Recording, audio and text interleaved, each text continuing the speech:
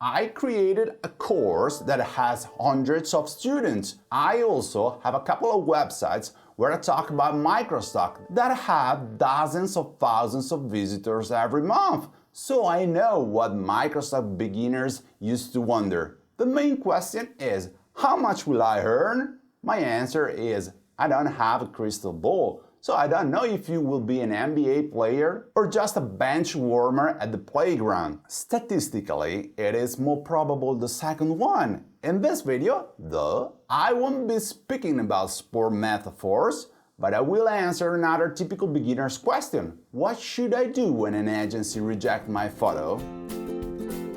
If you are wondering something like this, it means that you think that a single photo or a single video could turn your collection earnings. Thoughts like, this photo is amazing, surely I'll make a lot of money with it, are the worst thoughts you can think of in the Microstock business, where the real earnings are done with the whole portfolio, not with a single content. The real difference between a do-it-yourself producer who gets excited for having earned $1 with a stock image sale and the real producer who, thanks to the sale of photos and videos online, can change their life is the creation of production workflows that allow them to create more photos and videos in less time. The difference is using tools such as Shutterstock.io, which I explain in my course. By analyzing the sales of the agencies and the content on their collections, I'll show you that if you want to make money, the stock image of a laptop is better than the stock image of a smartphone.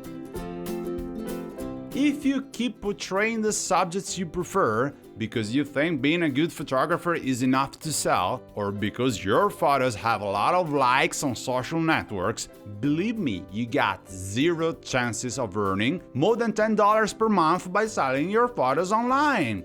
Doing unpleasant tasks like shooting subjects that you would never shoot or describing your content accurately with the right titles and keywords is the best you can do to beat your competitors, as most of them think their collections on Microstock is like their Facebook page.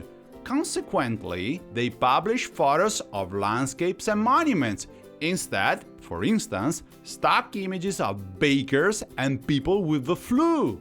That's why they don't make money and start saying that Microstock is a scam. You cannot improve your income by complaining because Shutterstock has rejected one of your images. I'm talking about a single rejection, because if instead Microstocks never select your photos, then you will need to take action to understand what's wrong with your production.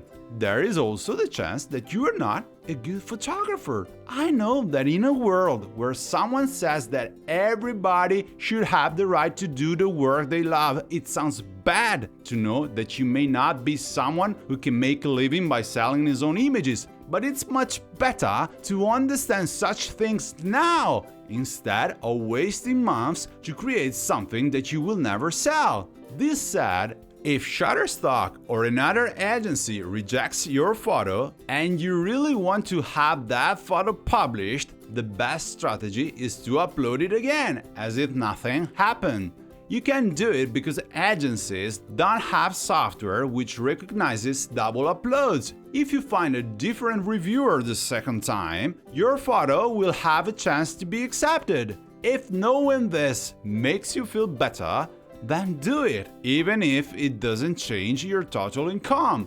I repeat, this is not a good strategy, and it's even worse if you have the assumption that the reviewer is wrong because another agency has accepted that same photo. Something like, Adobe Stock selected my stock image, so Shutterstock should do the same. Agencies don't care what their competitors do on single contents. Every Microstock has its own policy, and all of them have more than 100 million photos online, so they don't care about the single stock image, mine, yours, or every other producer's. Selling photos and videos is a paid job, so it's not art, it's a business. The whole world, whether you like it or not, lives to make money.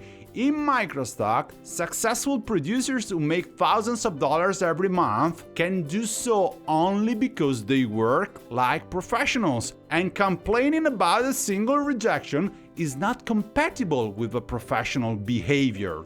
Generally speaking, I hope your strategy isn't influenced by Facebook's groups where those who write usually spend their days surfing on collections of the agencies only to share the bad photos they find and complain about the inability of Shutterstock, Adobe Stock, or Getty Images to select proper photos and videos.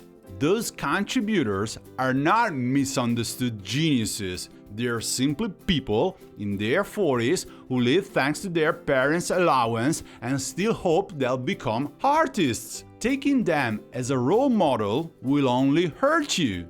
It will make you nasty and convince you that by sitting on the couch and complaining all day long will improve your life. Believe me, it's not so. Sorry if I use this tone, but I'm here to teach you how to make money, which is not very easy for you. When a Microstock rejects your photo or video, if I were you, I would accept that decision and I would immediately start thinking about the next content to produce, studying the market with the tools that, if you follow me, you will know well. These are the same tools that have allowed hundreds of my students to change their lives by selling their photos and videos online.